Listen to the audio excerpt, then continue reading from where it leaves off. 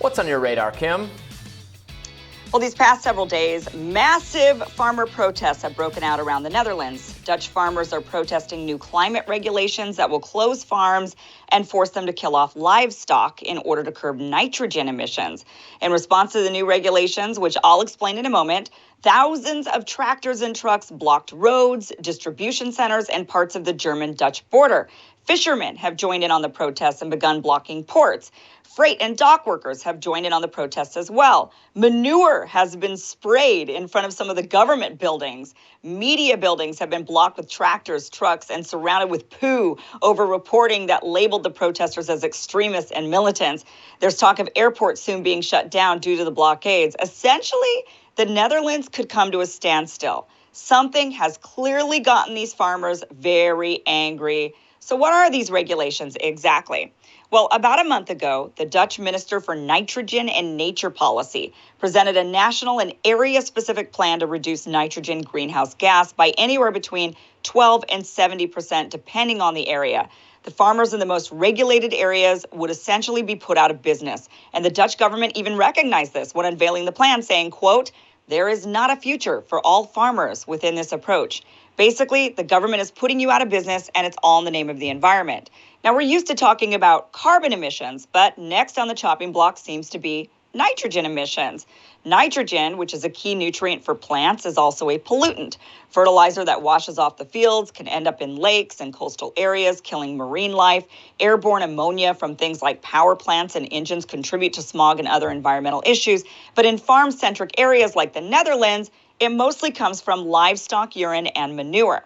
Now, in order to reduce nitrogen emissions, you would then have to reduce livestock. This obviously will affect and even put out of business livestock farms, but will also affect other areas of agriculture since many farmers use manure as fertilizer. And if we look to reduce nitrogen emissions, we can expect fewer meat farms and fewer grain farms since there will be fewer livestock to feed. On top of this, artificial fertilizer prices have been skyrocketing lately. With the inability to use manure, those prices are only going to go even higher. Some farms who aren't even subject to these new nitrogen regulations will go under just because of inability to secure fertilizer for their farms. The ones that can stay in operation will, of course, pass those extra costs onto the consumer, driving food prices up even more than they are now. And with less meat on the market, we're looking at a serious price crisis. These Dutch farmers know this, and that's why not only are they protesting, but many are supporting them. The media's attempt to smear them as extremists hasn't worked. Recent Ipsos polls show that the relatively new Farmers' Political Party, formed in 2019, has shot up in popularity over the nitrogen emissions issue. Currently, the party holds one seat in the Dutch parliament, but the polls show if an election were held today, they'd gain 11 more. And more support could be coming. The Netherlands is the second largest exporter of agriculture in the world behind the United States. And what happens to their farms affects us all. This isn't just a small crisis only affecting Amsterdam. So what's been the reaction by the Dutch government towards the protesters? Well, police have been using tear gas on the farmers, and military tanks have been called in to deal with the blockades. The government has demanded tow companies begin towing tractors, but they're refusing to get involved. The Minister of Agriculture has offered to begin negotiations, but only on the condition the participants condemn the demonstrations. So this battle between farmers and regulations imposed by the government has been going on for the past few years. In 2015, the UN unveiled its 2030 Agenda for Sustainable Development, and in it are aggressive actions to curb climate change. In order to meet the metrics, the Netherlands has been ramping up regulations despite farmers saying they needed time to adapt and to go slow or they will go out of business. The government initially agreed, but then climate activists soon sued and won. As a result, the government has had to go more aggressive against the farmers despite the consequences. And regarding climate metrics, the regulations have worked. The country's nitrogen footprint has decreased over the past 5 years in a row, but not because the farmers are adapting. Instead, since 2017, the pig population has been shrinking because the government has been paying farmers to close their businesses.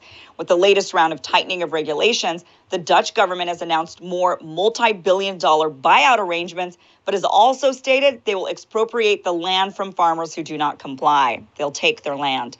As farms shut down due to either regulations, the government just taking them, or rising costs, we can expect the looming food shortage to get even worse. These farmers protesting are sounding the alarm bell. It isn't just their businesses that will be impacted, it's all of us. Sure, they're worried about their own survival, but maybe all of us should worry when we can't get the food we need because it's either not on the shelf or costs way too much. Now, climate and environment are extremely important issues, and we should always work to improve our planet. But when people can't get to work or put food on the table, the question becomes whether or not we're going about this the right way.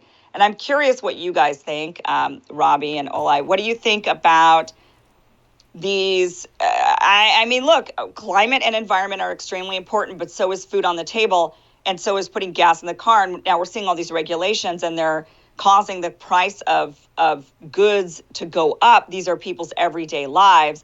This protest, by the way, so these protests have been going on in the Netherlands since about 2019. Massive protests have broken out in the Netherlands. Massive. I mean, they put the trucker freedom convoy to shame with how massive these protests are. And they're very serious, and they go hard with what they do, putting manure all over the place and blockading roads and whatnot.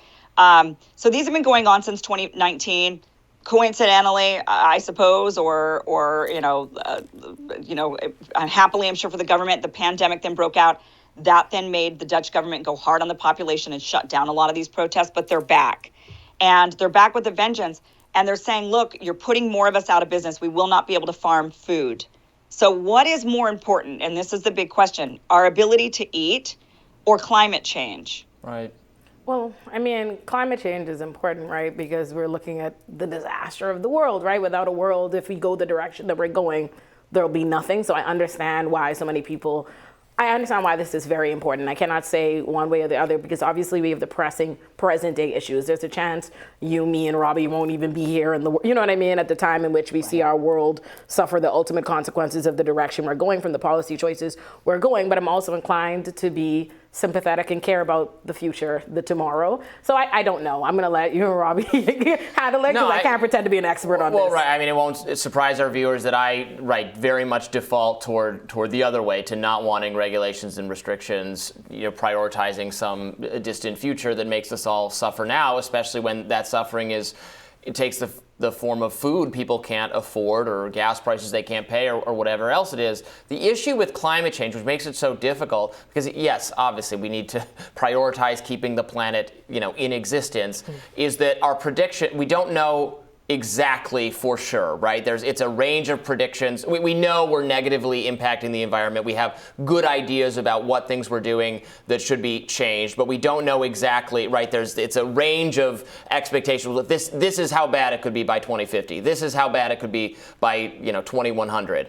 And it ranges from catastrophic, constant superstorms or something to just kind of not so great. If you happen to live on the coast, you should probably live somewhere else, right? So so it's we don't have absolute certainty for what the future is going to hold, but we do know what the costs of some of these regulations are right now. It's a lot of suffering, so that's what makes the trade-off difficult, in my view. Where it's an educated guess about how bad it will be and how much more will improve it. Because some environmentalist people will say it's too late. It's all going to fall apart. There's nothing we can even do because we've already screwed up the planet so badly. And then others will say, well, we could make these improvements, but these aren't going to help. And so it's just a very difficult debate. But you can't ask people, you can't expect people, and any politician, and I will say this to Joe Biden, any political figure who expects people to put up with a lot of suffering right now, for some distant goal in the future, is not playing is not playing the political game very smartly.